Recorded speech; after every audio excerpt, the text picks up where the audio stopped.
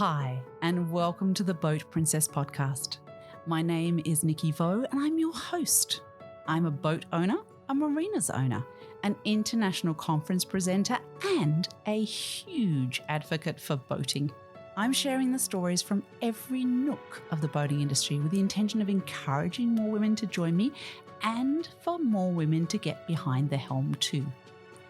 I want to share the experience and opportunities of boating, of the boating industry, and I want you to join me as I bring the conversations and answer all the questions you've had. Boating is not just for the glamorous and rich and famous. It's full of beautiful and interesting people making the most of our natural environment and getting out there enjoying the waterways. So let's let off the lines, take over the helm, and escape to the world of boating.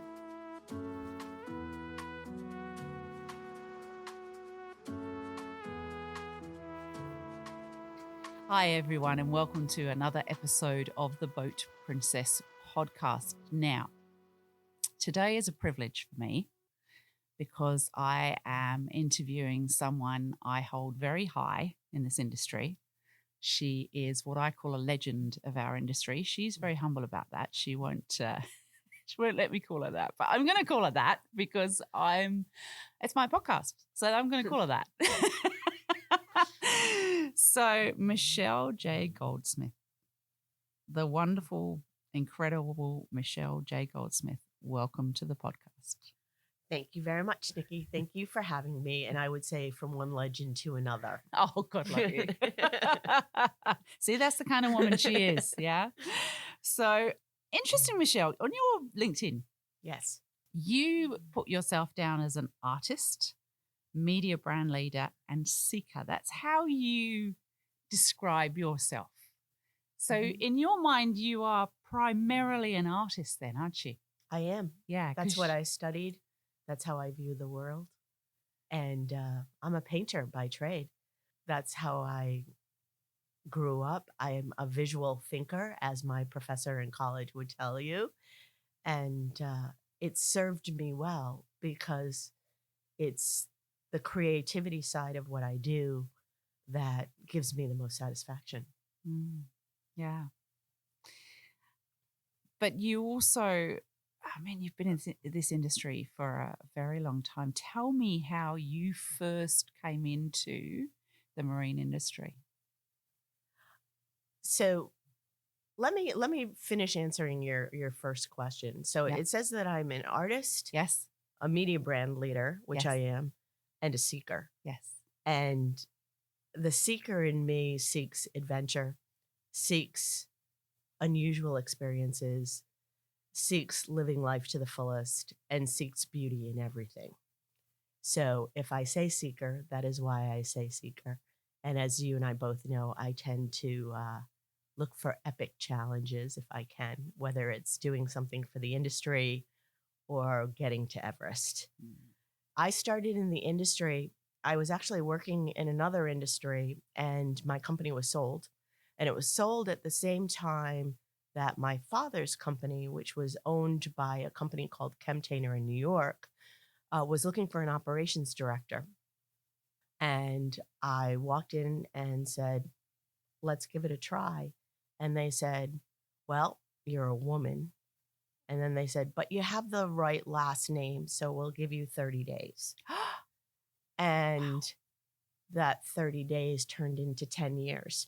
So for the first, almost all of them, I ran operations and then trained the person that took over for me. So I ran rotational molding factories, plastics, in Rhode Island, mainly on the northeast coast of the U.S., and then down in Tennessee and in Florida.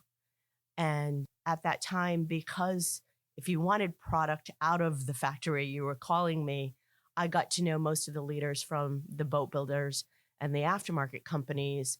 And it just naturally progressed into a relationship that then turned into sales. And because I had an art background and we ran so lean, I wound up doing all of the marketing for the company as well.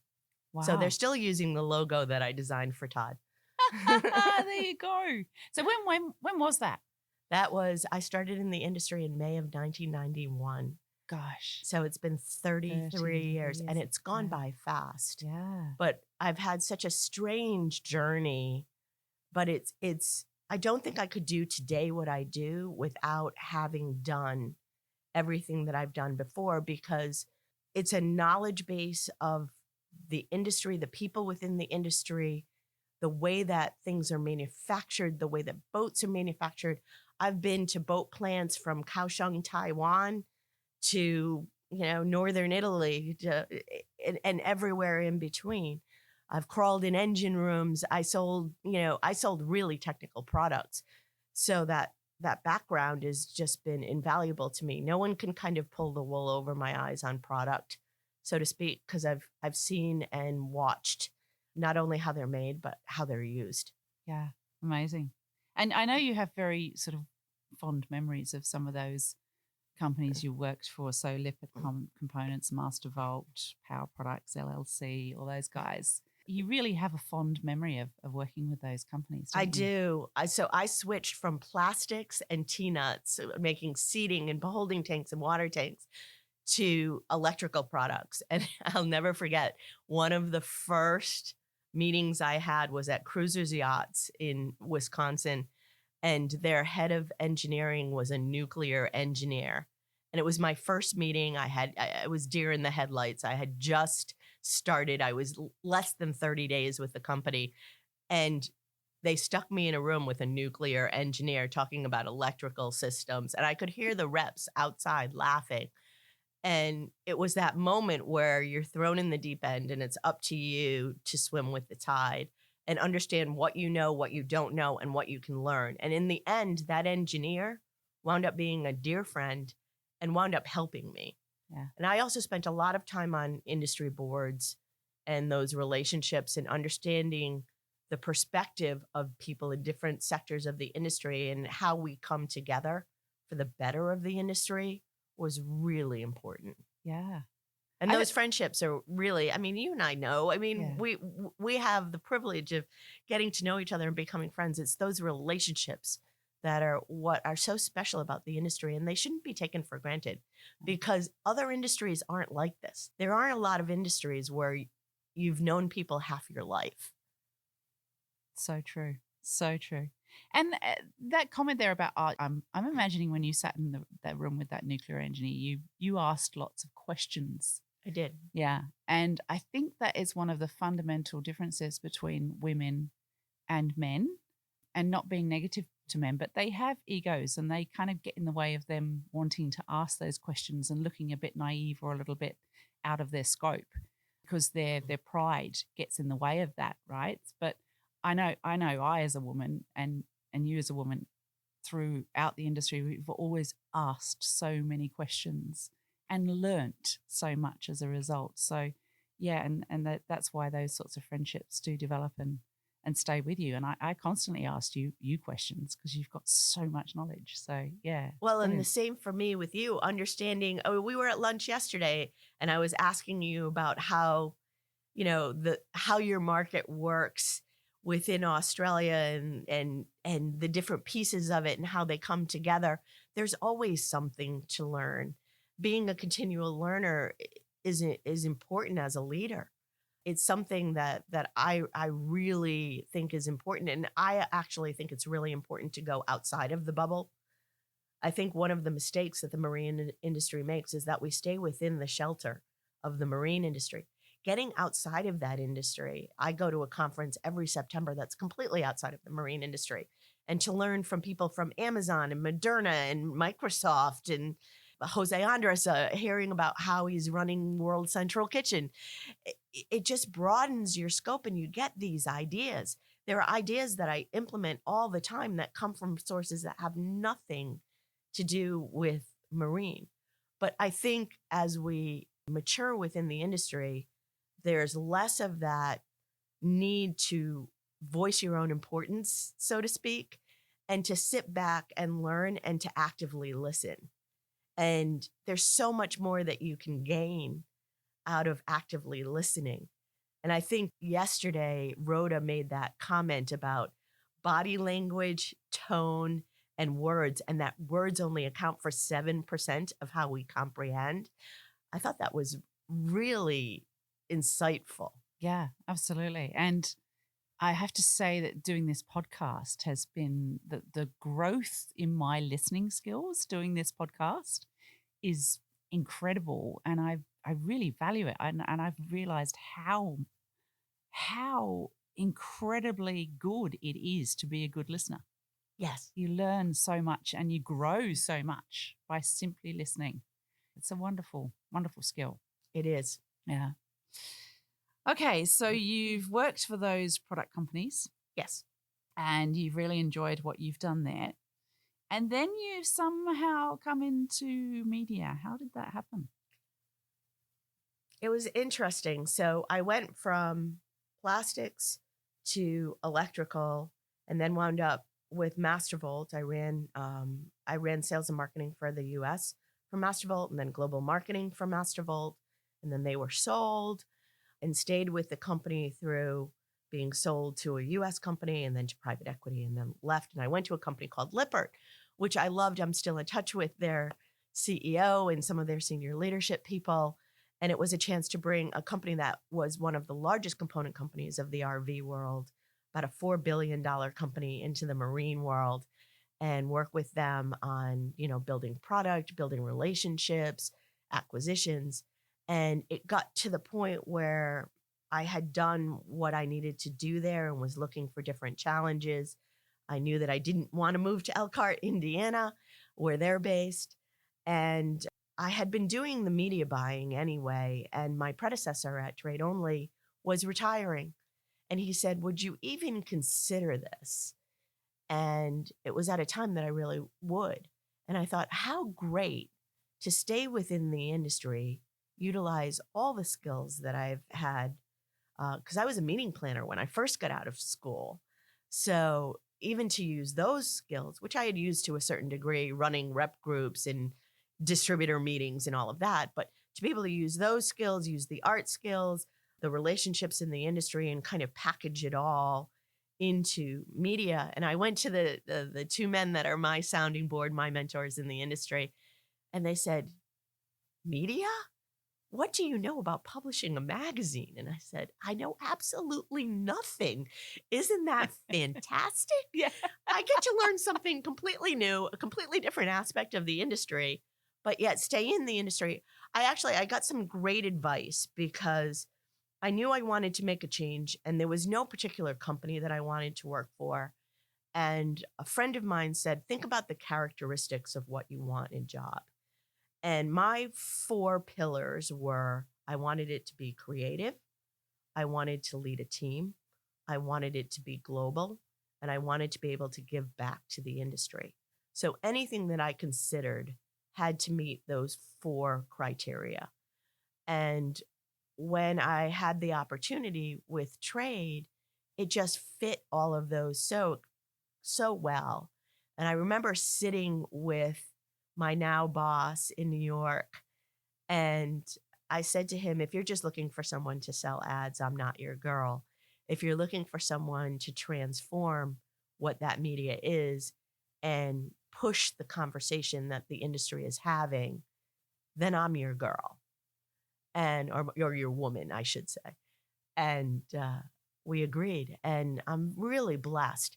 They've really allowed me to be super creative, to go outside of the box, to take it in completely different directions than what it was before. And I remember showing up with a whole new cover design for Trade. Trade never was one single photo that was full bleed. And just completely simplified. It looked like a newspaper when I started. Oh, it wow. had newspaper articles and little tiny photographs and a border at the top. Mm-hmm. It literally looked like a newspaper, like the daily news that you get here at Met's Trade. Yeah. That's what the front cover of Trade looked like. Wow. So to completely change the design of the magazine and what it looked like, it was such an out of the box for them. It was a shock. Yeah. But to see what it is now, and the first cover that we did was Hervé Gastonel. At the time, we did not know that he was the keynote speaker that year for Mets. But I knew that because we were an American magazine and we didn't have a large presence in Europe, I wanted to look at a company that was as big in Europe as it was in the US, because I knew if we did something like that, that it would entice the Europeans to look at the magazine. So not only did I get a photo, full bleed photo on the front cover, I got a person in that photo, and I got a full frontal Frenchman on an American magazine. That's impressive. And I actually found that photo of him on a lifestyle magazine. Yeah. The equivalent of, in New York City, they have Gotham magazine. Yeah. The equivalent of that kind of magazine. It was, I remember finding the photograph, and then to hear that he was the keynote, it just all fit so well. Yeah. That it was the beginnings of, and that was 6 months after I started. Wow.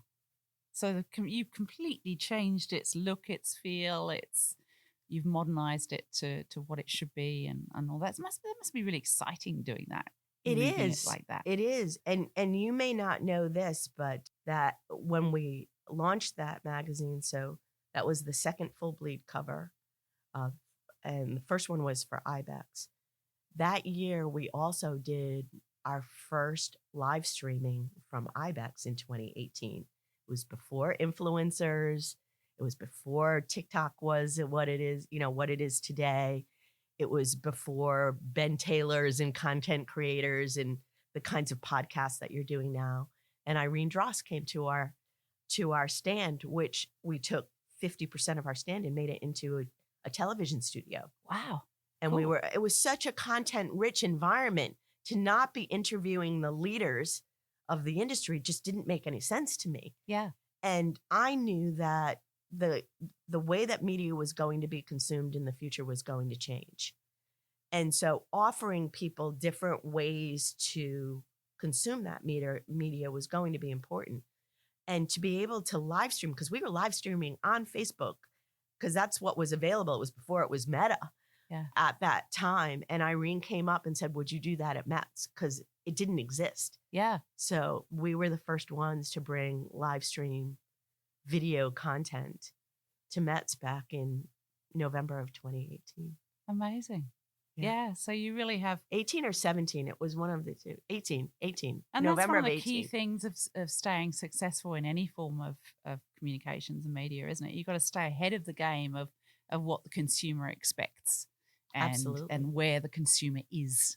Yeah. Yes. Yeah. So, and interestingly, with the boating industry, you've got some really different consumers. There are definitely people out there that would absolutely still just love to see the magazine in its original form and read that. And yet you've also got consumers that want to see it in a digital form, in a live TV /podcast /whatever form. Absolutely. So you've actually got quite a mix of people to cover, haven't you? Yes. And it keeps changing. And what they want keeps changing. I think print is not dead. Believe it or not, trade only in the last 12 months, our readership of the print piece has gone up 30%. Yeah. So I'd love to say, I think we put out wonderful content. We do.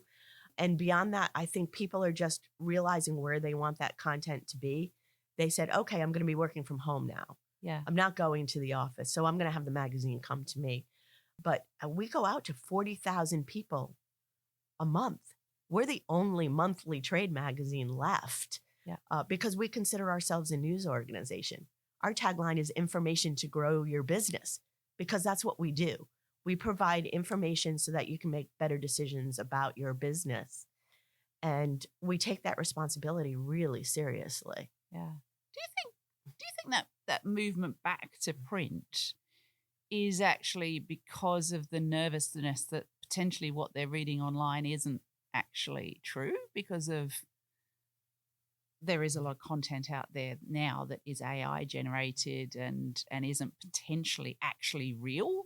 Like the people that I actually had somebody send me a message through Instagram to say, are you real?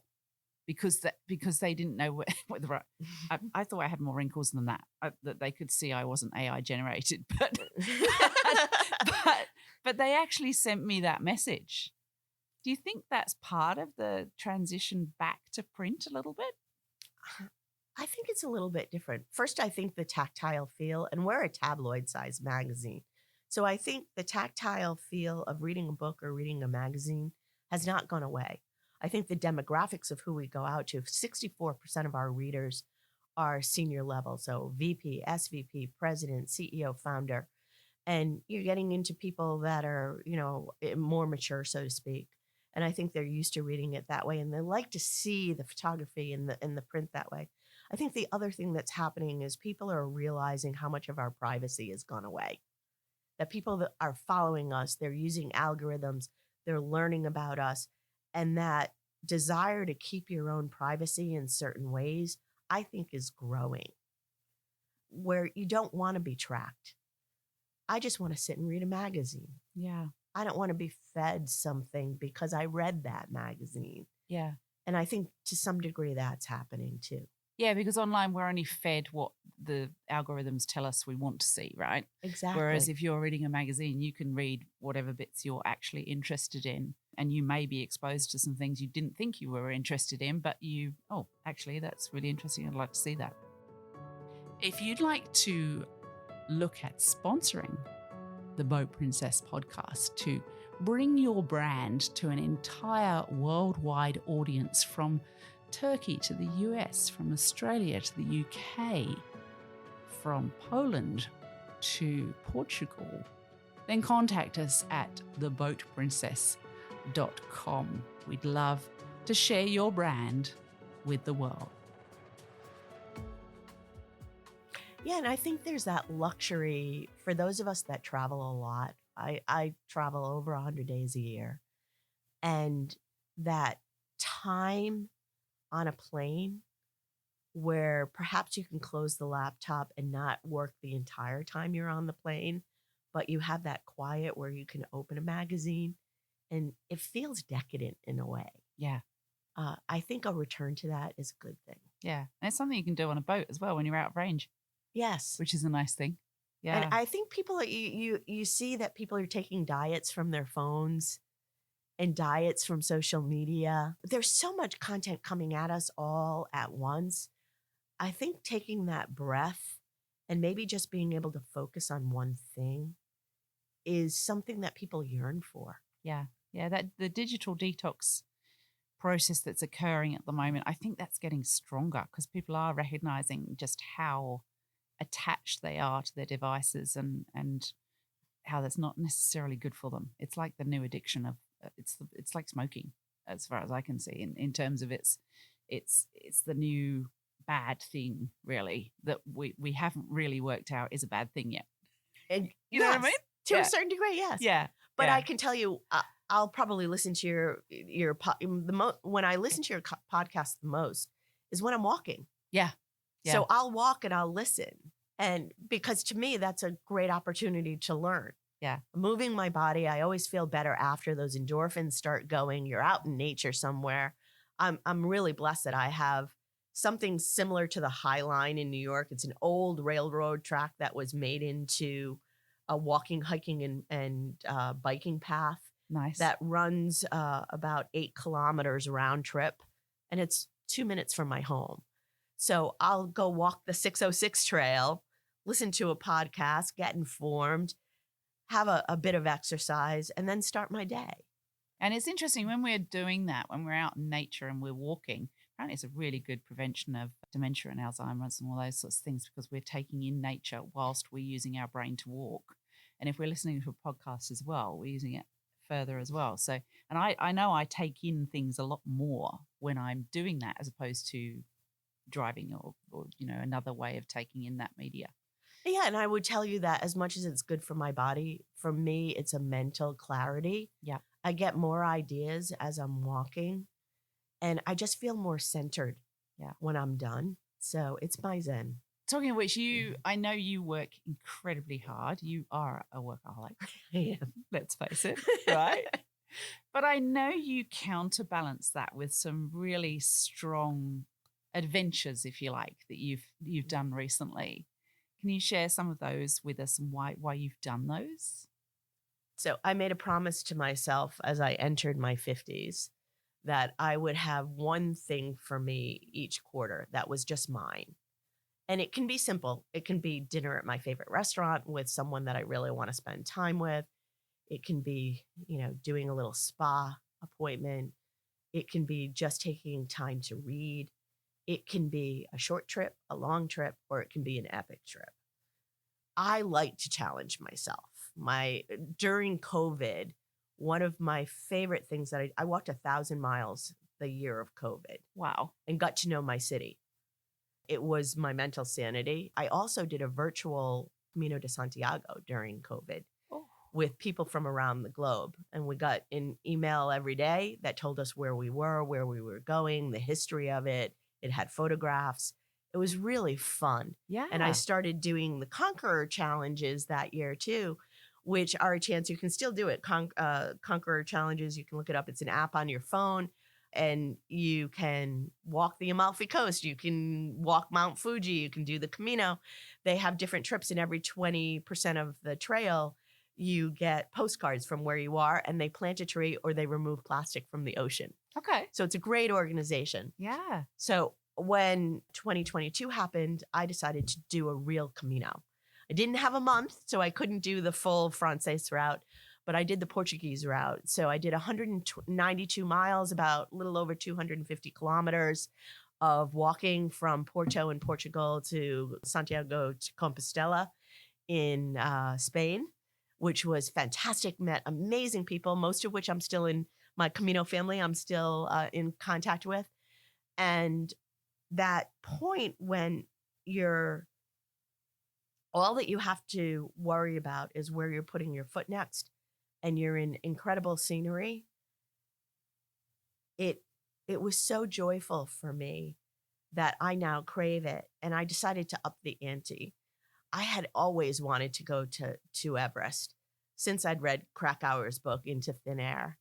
And I challenged myself. And in 2023, timed it so that we would reach Everest on the 70th anniversary of when Tenzing Norgay and Sir Edmund Hillary reached the peak. Oh my gosh. So I was there. I reached Everest on April 29th, 2023, trekked for 9 days through the Himalayan mountains.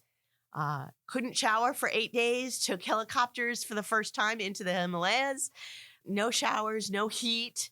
It was the adventure of a lifetime. I would do it again in a heartbeat.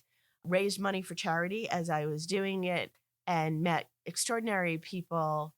And the scenery there's no way to describe it. And then this past year, I went back and did the Camino Primitivo, which is more of a mountainous range hike. And next year, I will climb Kilimanjaro with 20 women in August. Amazing. So I'm excited. And one of my teammates from Everest is coming too. So looking forward to that. Oh. I like challenging myself. I was a competitive figure skater and then a professional figure skater. So athletics, perseverance, commitment. I mean, I didn't care if I was going to crawl. I was getting to Everest. So I just have that kind of personality. So being able to challenge myself that way just makes sense. Yeah. Talking of having that sort of personality, something you said there about you did something for you, but you couldn't help yourself. You were raising funds for charity at the same time because that is you all over. You don't do anything without wanting to help other people. That is you. So there's a number of projects that you are really strong in and you've put together, and one of those is your mentoring program that you have for women in the industry. Tell us all about that. That's an amazing program we really need to share with our listeners. Yes. So in June when COVID was happening, when I joined trade, we started doing 2 dinners for women, one for marketing and one for female leaders. And it was really for me to get to know women. I really only knew men and a few women that I knew from the board of directors of the National Marine Manufacturers Association. So couldn't do the dinners during COVID. So I said, well, what if I did something virtual? And I had done, during COVID, there were those mixology events. And I wanted to do something where we really could speak to each other and that we could learn. And then as I started going through it, I said, hey, it's virtual. I don't have to just do 25 people. Let's expand this out. And the more I thought about it, there was no large scale event for women. It just hadn't happened, at least not in North America. And I said, let's go for it. And as we went for it, I asked a friend of mine, Alicia Rodriguez, who's been an amazing executive coach out of Washington, D.C., who helped women get into C-suite and has become more of a holistic life coach, to come on and really do educational sessions. And by the time we were done, that first session had 350 women from 13 countries. And then beyond that, there were watch parties. So I think in total, we were close to 400. And that first event on June 3rd of 21, you just watched Pandora's box open. And I knew at that moment that need to gather and to inspire and to have a safe place to ask questions and to just learn as a group. It just started to happen, and there was no way to stop that snowball from going down the mountain. And one of the ways that I chose to help women get educated was through mentorship, because it wasn't happening. And of course, all genders are always welcome. We get 20 to 25% men. And the interesting thing with the men is they're fearful of coming to these events because they think we're going to bash men, that it's going to be a positive on women and a negative on men. And it never is. It's always about how do we as women gain more skill sets to understand how to adapt to the environment that we're in and thrive. So the mentorship came because I never liked the speed dating that they do, because you don't get enough time to really get into the meat. And I thought, for me, joining the boards as a salesperson, it got me into an environment where I could really be with leaders of the industry and learn in a different way than I had. So graciously, I went out to about 40 different leaders that first year and I asked them for 2 hours of their time, 4 30-minute virtual sessions. And then anyone that was in the first 5 years of their career could sign up during the week that we did it to meet at the times assigned with those individual leaders. And we had 75 sessions the first year, and it's just grown from there. And now the leaders have come from Europe and the US, and we had participants. We had as many men participate as we did women.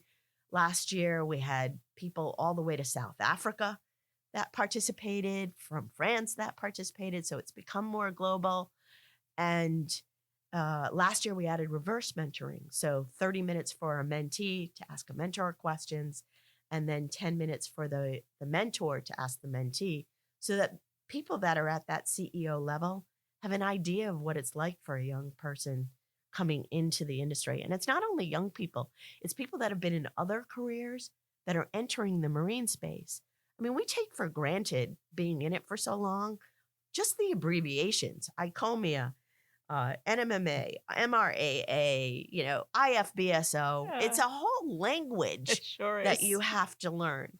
So to have that opportunity as someone entering the marine space to come in and choose someone from a sector that they want to learn about, whether they're the CEO of a boat company or they're the CMO, this chief marketing officer of Winnebago, or they're the head of engineering, whether it's a woman or a man.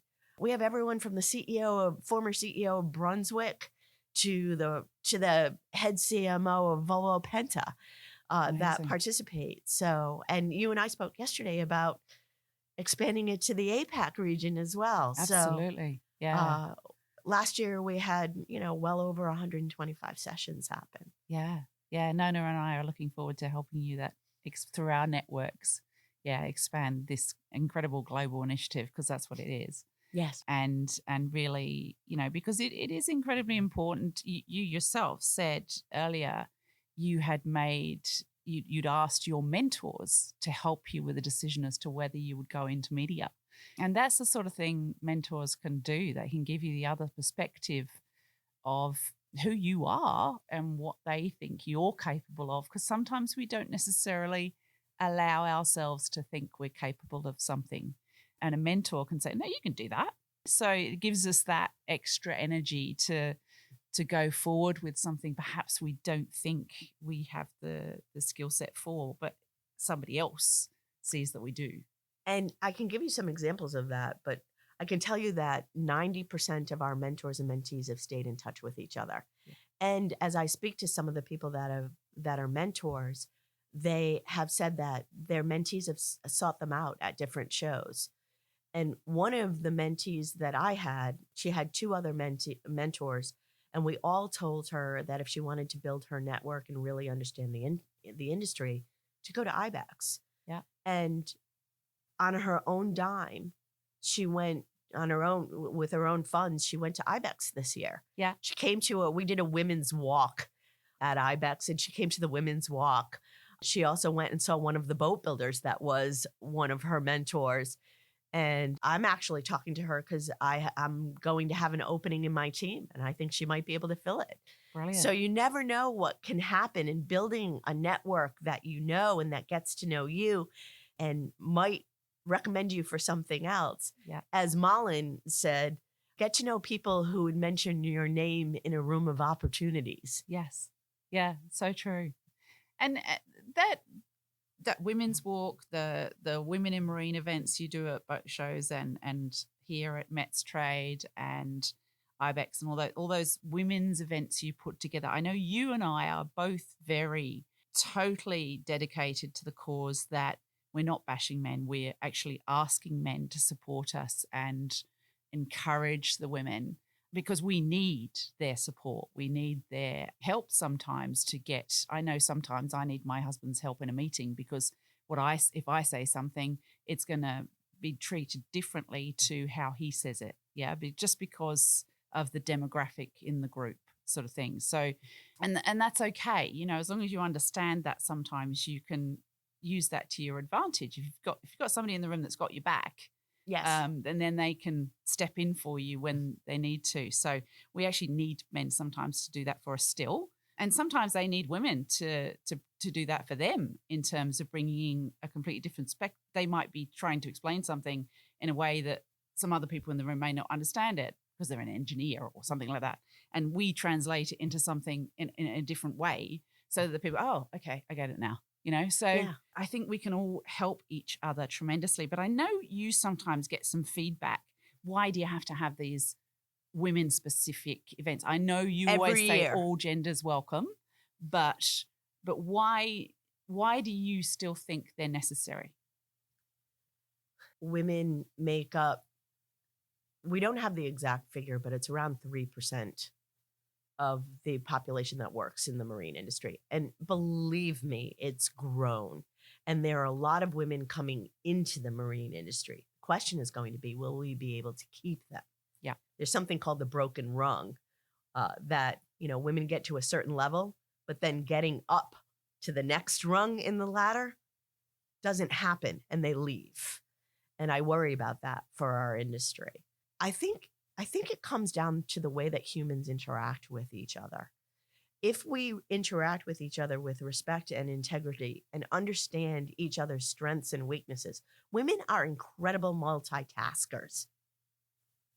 Absolutely. And I think if men understand that, they can utilize women to the best of their ability. Men are great decision makers. If women understand that, then it's the way that we interact, communicate with each other, and understand what each other wants is where sometimes the problems happen, but where the opportunity is as well. Yeah.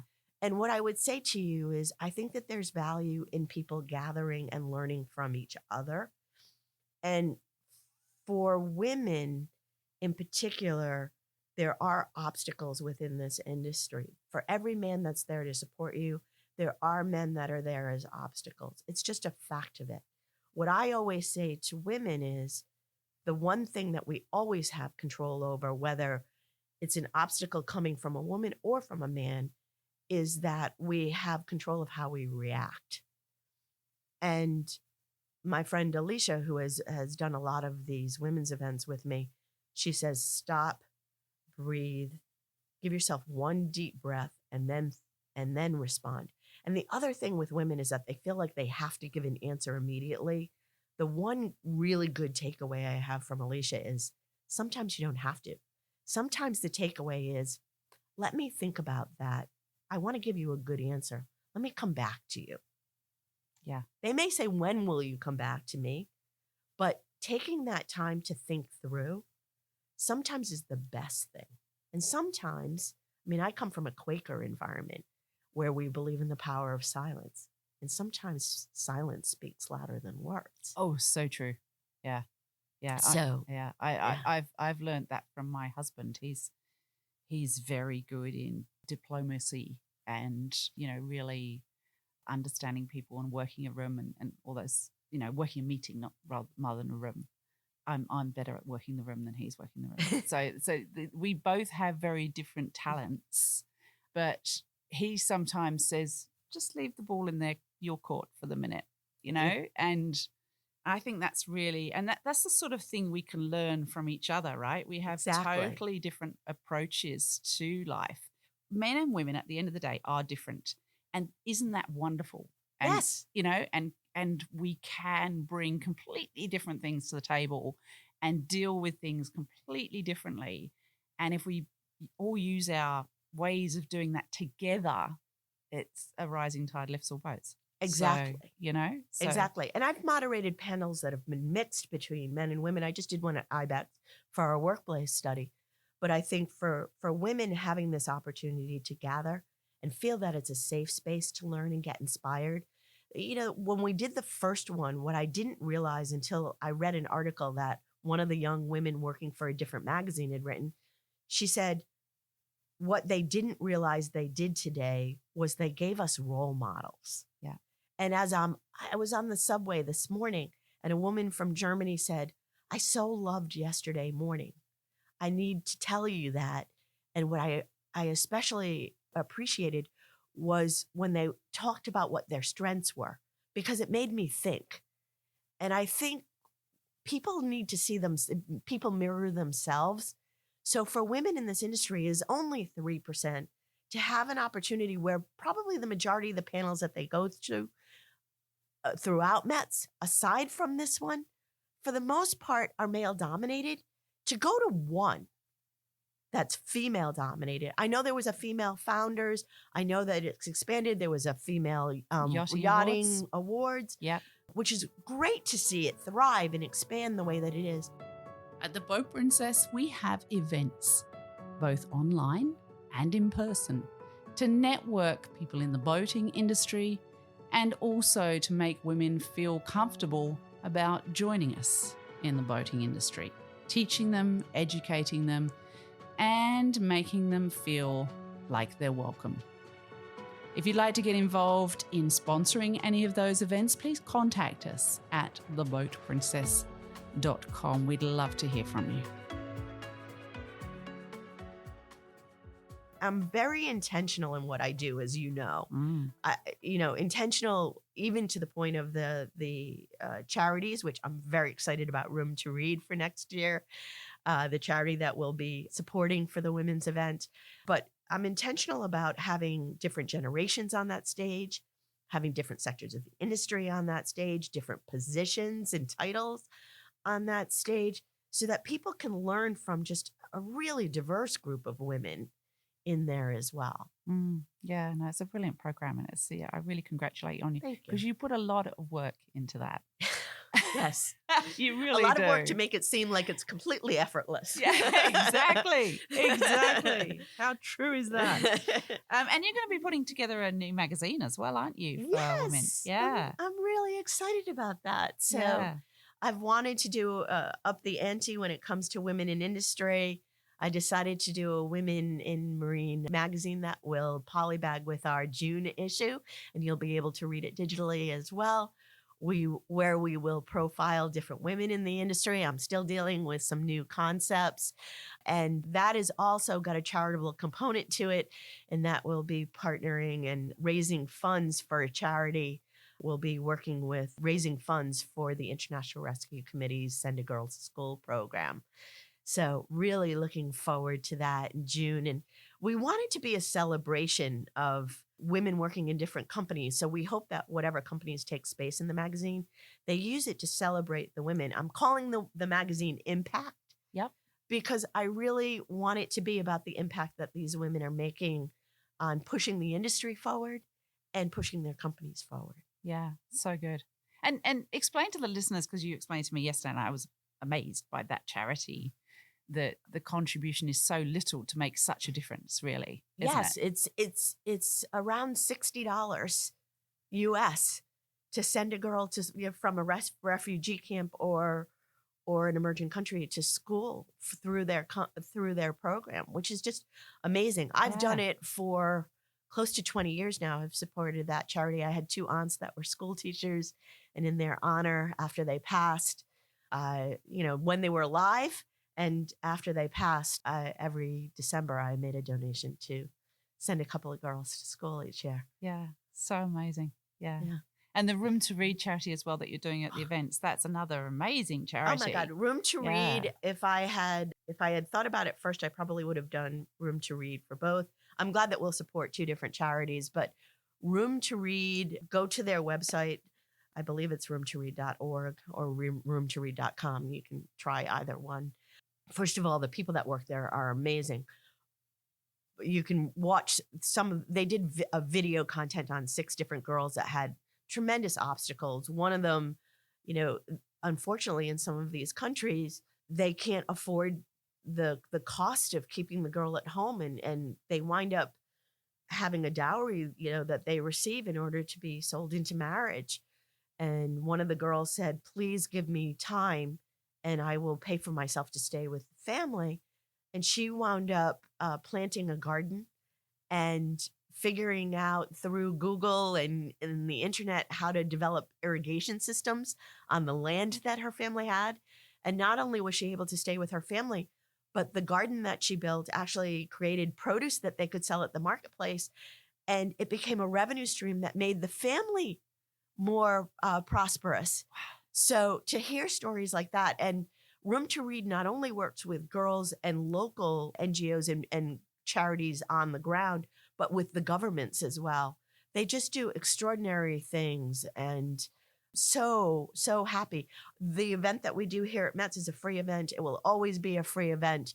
But as you go to learn about and RSVP for the Women in Marine Industry International event next year, you'll be able to click on and make a donation to that charity. Amazing. Well, I'm sure the listeners have. Well, I hope they realize just how amazing you are in this chat with you, because you really are an incredible woman. Well, thank you. Thank you very much. I really admire everything that you do, and you are a bit of a mentor for me. Yeah, I look up to you. And like I said, it goes both ways. Thank you. But so if people want to get involved in the mentoring program, if they want to get in touch with you, how's the best way of getting to you? The best way to get to me is to email me. They can email me at mgoldsmith, GOLDSMITH, at aimmedia, AIMmedia.com. And or they can reach out to me on LinkedIn as well. Just go to Michelle J. Goldsmith, or you can reach me on Trade Only as well. There's a link from Trade Only. Yeah. But I so appreciate you doing this. The last thing I would want to mention, if people are listening, is we did a tremendous workplace study, first time that the employees of the marine industry globally got a chance to voice what attracted them to their jobs, why they would stay, why they would leave, what they want out of their careers, all of the data. It was a 9-month journey to get that data out to them. We had close to 750 people and a focus group. If you go to tradeonlytoday.com/workplace-study, you can see highlights of it for free, and you can download the report for a small fee. Brilliant. Yeah, because that was a big study. Oh my God, it was endless hours. I think if I knew when I announced it how much work it would be, I wouldn't have done it. Self-inflicted wound. But I'm really, really glad that I did it because it was a baseline. Yeah. We divided it into women, men, and then under 45, over 45. So understanding what millennials and Gen Zs want versus what women want versus what mature men want, who's in what function, what pay gaps they are, where the industry is strong, where the industry is weak, where the opportunities are, how leaders should be talking to their staff. It was amazing to me. We asked what challenges people had, and we asked burnout. Were people taking credit for your work? Were they commenting on your emotional state, on the way that you dress? All kinds of challenges that someone might have in the last year. Where were they coming from and how often? We expected that the female number would be larger than the male number, but it was 72% women experienced those challenges. It was 58% men. There you go. See? Yeah. So, and I would say to you, I also think that some of it is unintentional. Yep. And I think it's just an awareness. Leadership is so important. Yeah. And so much comes down from the leadership in terms of culture, in the way that people treat each other within a company. But for leaders to be aware, especially with the Gen Z under 45 and millennial group, that the tolerance that they have for something of what might be acceptable 10 years ago, it may not be there today. So when I say it's unintentional, it's probably the way they've always spoken. Yeah. But the way that it's digested and taken in by different groups is different. Yeah. And having that awareness, I mean, those are some of the things. I mean, we really, as an industry, have 10 to 15 years to build the next generation of leaders. Yeah. Almost 40% of our industry leaders are going to time out. This is a really important window. Yeah. Because you said the average age was 49, right, in our industry? The median age is 49.5. Yeah. Internationally, 47.5. But we actually almost all the data that we did, we put in context. So we looked at Gallup, we looked at Bureau of Labor Statistics. So not only did we give you the numbers, but we gave you the numbers as they compared with other industries. And we are older than almost every single other industry. Wow. Yeah. So, I mean, almost over 11%. We're over 65. Gosh. So hopefully there's some people listening out there that are wonderfully young and want to come into this industry because we need you. Yes. Yeah. And you know what? Those younger people are craving being promoted. So what steps can we take? How can we educate them? Even if you're a small, lean, small company, can you invite them to meetings that expand their skill set? Yeah. Make them feel more important and more valued on a human level. They want that recognition and that value, and they want to feel that they're learning. And it's particularly difficult in this age of remote learning. But if they can get invited, even as a listen only, to a meeting that they weren't particularly allowed to be in before, and then you meet with them after and say, okay, what did you learn? Or even, we found that only 50% of companies even do annual reviews. Yeah. So getting feedback from your employees and then asking them, what do they want out of their career path? Not only telling them how well they do at their job or that they got some kind of raise, but okay, where do you want to go? Is there another aspect of the business that you want to learn? Yeah. Just asking those questions, first of all, it makes them feel valued and important. But beyond that, you may discover that they have a skill set. I met with an operations guy as a mentee last year who has an art background and wanted to start doing marketing. Yeah. No one in his company had asked if he wanted to do marketing or recognized that he was an artist. There are people within your organization that might have skill sets that you could really use that you're not utilizing. And also those reviews can explain to somebody why they're not getting the raise. Yes. Because if it's a point of communication where you can say, listen, I would love you to give you this raise, but I need some more performance. I need some more KPIs. I need you to actually contribute more to the company to allow me to give you that raise. Because if I'm not increasing my revenue, where am I going to get the raise from? Exactly. So Exactly. So and it's I even would those say don't wait conversations. till an annual review to do that. No.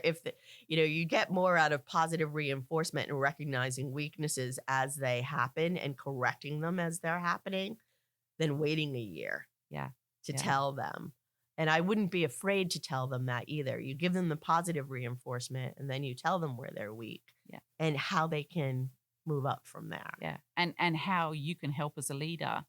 You're obviously not feeling confident about doing that. So why? Which circles back to mentorship. Yeah. What training do you need? What do you need from us to help you get there, to help us? Exactly. Yeah. And all of them want that mentorship and that learning. So it's taking that time. Yeah.